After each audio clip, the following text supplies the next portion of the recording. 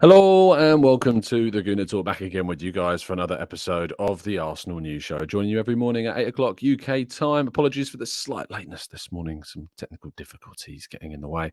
But I'm hoping you're doing good. Hoping you're doing well. Hoping you can hear me loudly and clear me. Please let me know if there is any audio issues. It should be fine. Should be fixed. But fingers crossed it's all coming and sounding absolutely fine. Good morning, those joining us live in the chat box. Thank you ever so much for doing so. Paul, good morning to you, to Olu, to Wilson, Odu Relay, good morning to Black Shine. Make sure you're saying good morning, everybody, in the chat box to each other. And so good morning, Martin Ponaru, Matt G. Thank you so much, everybody, for tuning in. Red Star, Alex Anns, Carlton Kaiser, Marcus DJ D10, and plenty more of you as well. Thank you so much. And I'm glad to hear the audio is sounding fine as well.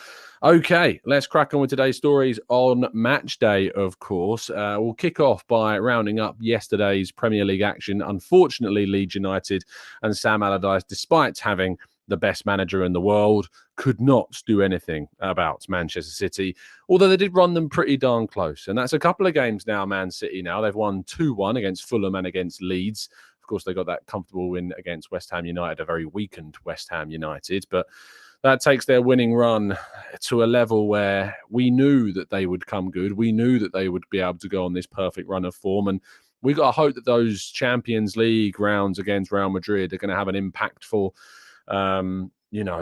damaging effect to their Premier League form. And we got to hope that Real Madrid absolutely smash them and hit their confidence big time, and that it kind of, I think, destabilizes, if you like, their form. So I'm really hoping that we see that happen. But we've got to win today in order to keep the pressure on. And of course, speaking about today's fixtures, I'll run down, first of all, let's run down the rest of yesterday's games. Bournemouth, unfortunately, couldn't do anything to stop Chelsea getting in a bit of form. Don't mind that as much. Chelsea, of course, have still got to play Man City, so I'd quite like them to be in some better form to play Man City. Wolves beating Unai Emery's Aston Villa. I think that was a bit of a surprise result of the day. Aston Villa, hopes of European qualification taking a hit with that result. Spurs, of course, winning against Palace, dealt Aston Villa that significantly tougher hit as well. Liverpool beating Brentford makes it very interesting for Manchester United. They're just a point behind Man United now, but they have played a couple games more than United, who play West Ham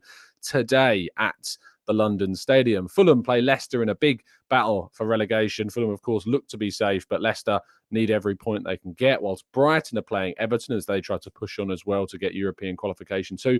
And then probably the biggest game, which is tomorrow between Nottingham Forest and Southampton.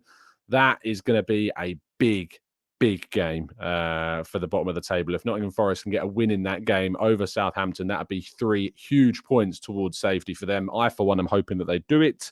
I want to be able to travel to Nottingham every single season. And so I'm hoping that Nottingham Forest can do the business against Southampton tomorrow.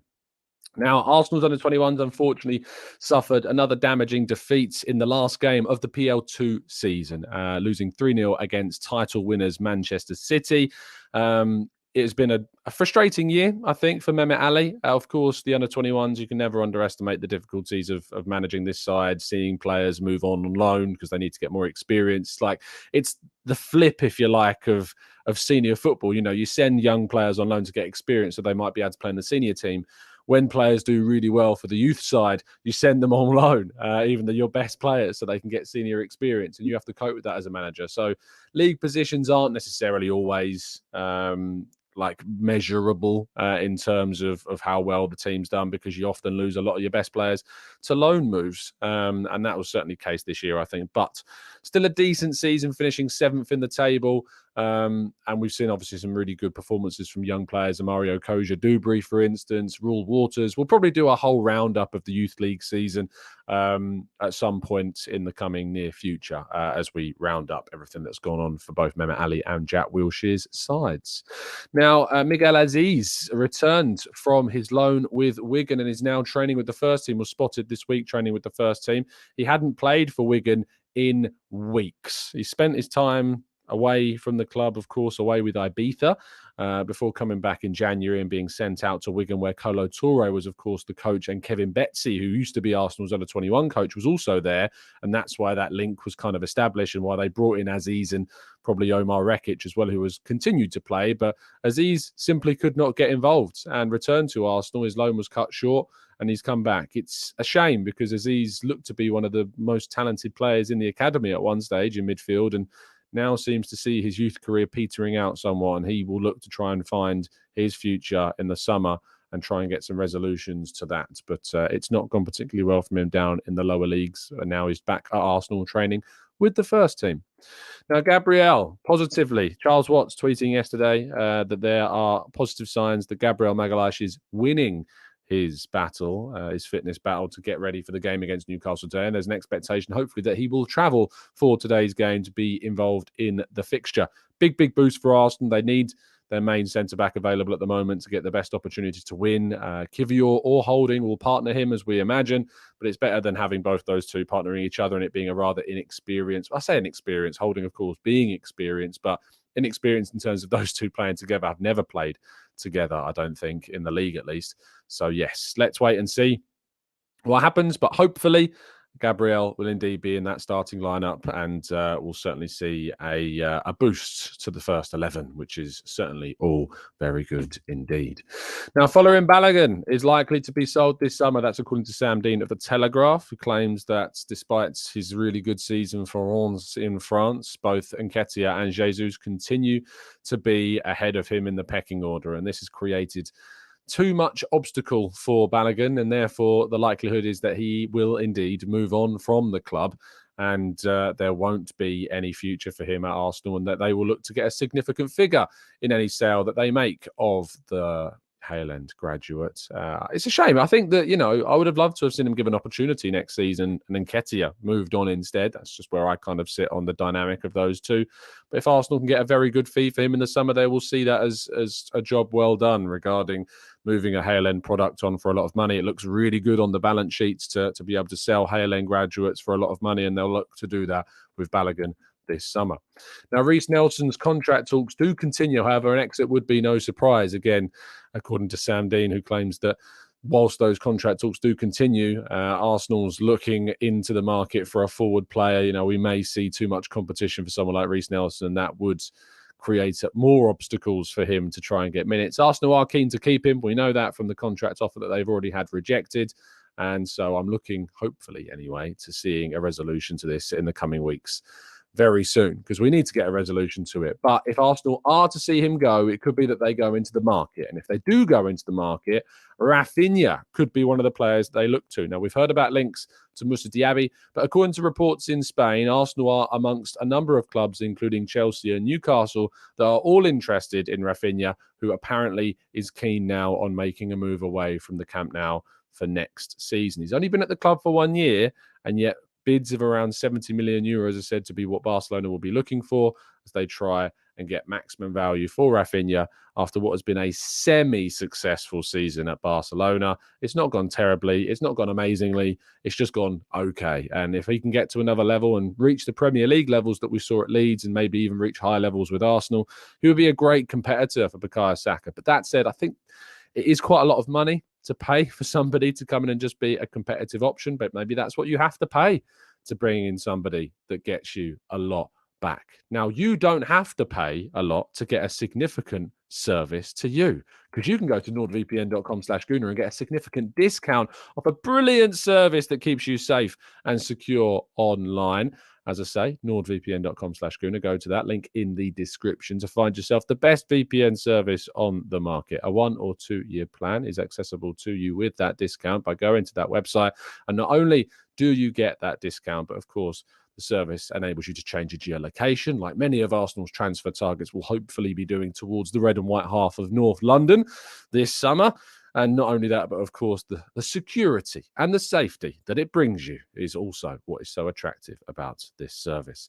Furthermore, you can get involved with the latest competition around for a number of days. I think 1 or 2 days. In fact, yes, 1 day, 11 hours left on the Dennis Bergkamp Netherlands signed home shirts. There are 53 tickets left in the competition. Link in the description. You can get yourself your hands on a home Arsenal Bergkamp signed shirt as well just by entering the competition. It enters you into that competition as well as lots of retro Arsenal merchandise and, of course, some football prizes site credit to enter you into future competitions as well. Okay, let's go to part 2 and your questions right after this.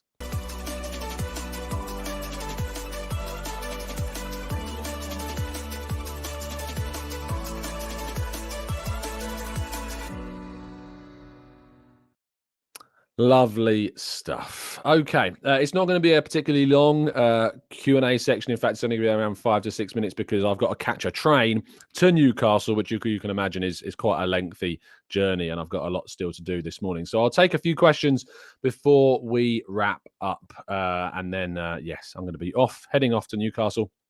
I do have a brief request. If I have any listeners that are based in or around or near Copenhagen, can you please reach out? I'm planning a trip there and would like some tips. If there are any listeners, drop me a DM on Twitter or Instagram or in the comment section.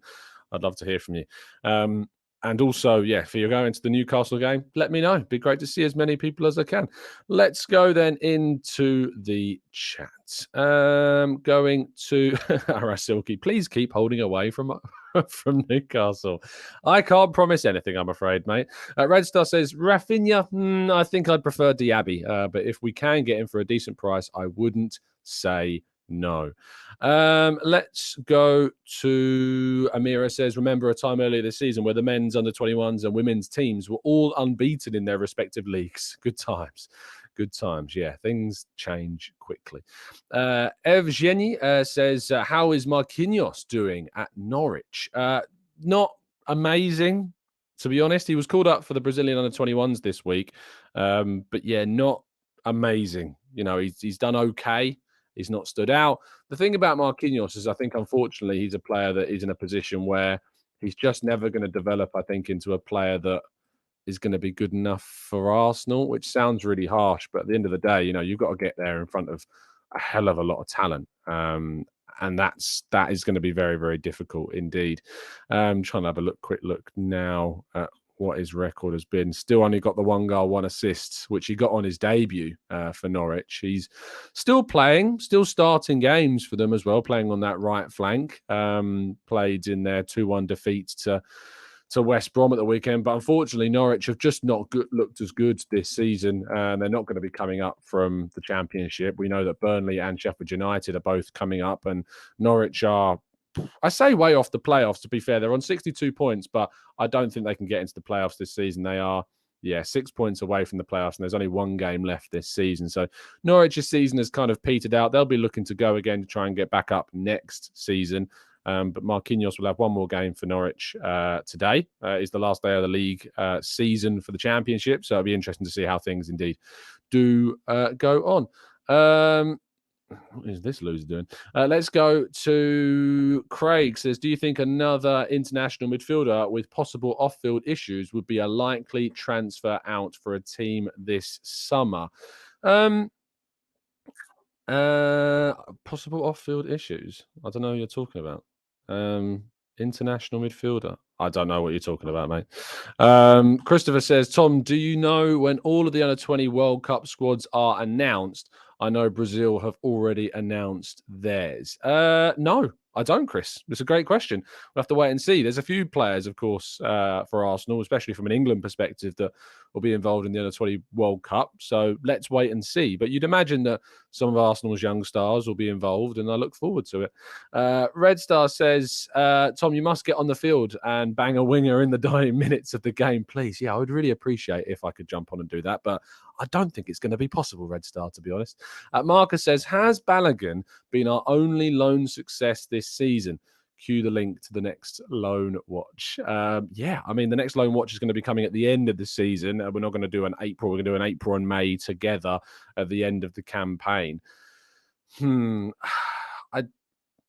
trying to think, and Patino, I think, had a good loan deal. You know, if you think about the fact that he's been away, played regularly, probably going to get a decent move at the end of the season. Who else had a good loan spell? I mean, Pepe's been okay. Trusty's had a very good loan spell. You know, Trusty won player of the season for Birmingham. So, yeah, he's had a very good loan spell. Pablo Mari's had a very good loan spell, and he's going to obviously move permanently. £6 million around that figure's going to come our way. Alex Runnisson's actually played a lot for Al Anyaspor in Turkey. So, he actually has had a very decent loan spell. Hopefully that'll be used to get Arsenal some money. And Maitland-Niles has done okay for Southampton. You know, I think he's going to move on for nothing in the summer, but Maitland-Niles has been okay for Southampton. It's not been bad. It's not been great. But yeah, Ejaheri playing in Finland at the moment as well, doing pretty well according to Christopher. So there you go. Okonkwo, currently on loan at Sturm Graz, was at Crewe, I think, earlier this season and did well, and then earned a move to the Austrian top flight for the rest of this season as well, and has done pretty good too. And Denny says, which players should go on loan next season? Also a good question. I think we should be looking to send some players like maybe Rule Waters, potentially get him some senior experience, and Mario Koja-Dubry potentially we could send to get some experience at the senior level as well. There's a lot of players in the youth side that, of course, as well are already on loan that will probably require another loan. What we do with Miguel Azeez, I have absolutely no idea. But Marcelo Flores is probably going to spend another season on loan. Kido Taylor-Hart and Billy Vigar both went to Derby's under 21s, didn't play at senior level, which is a bit of a shame. Mika Biereth will return. Tim Akinola, Omar Rekic, Ryan Alabiosu, Brooke Norton-Cuffy as well. I don't think he's at the level ready for Arsenal or Premier League football yet. He'll probably get another championship loan too. So there's quite a lot. And yes, Omar, I am indeed going up to St. James's Park, and that's why I'm going to have to wrap this show up pretty swiftly. I'm feeling pretty nervous, but I'm looking forward to it. I'm hoping to get a good result today at Newcastle, and we have to. There's no debate around the game. We have to win. We cannot afford to drop any more points, I don't think, this season, if we've got a hope of getting any hopes to stay in the title race. So hopefully Arsenal get a big victory away today, of which I'm going to be there. So thank goodness for that. Thank you already so much for listening. Really appreciate your time. As always, do drop a like on the video and subscribe to the channel if you're new around here with those notifications turned on so you never miss a show. I'll be back maybe tomorrow morning. It depends on what time my train is getting back and how easy it is to get from the hotel to the station, etc. But maybe I'll be able to get a show for you tomorrow morning. Maybe it'll be pre-recorded. Maybe it won't be. We'll have to wait and see. But thank you for listening, everybody. I'll see you again very, very soon. And as always, up the Arsenal.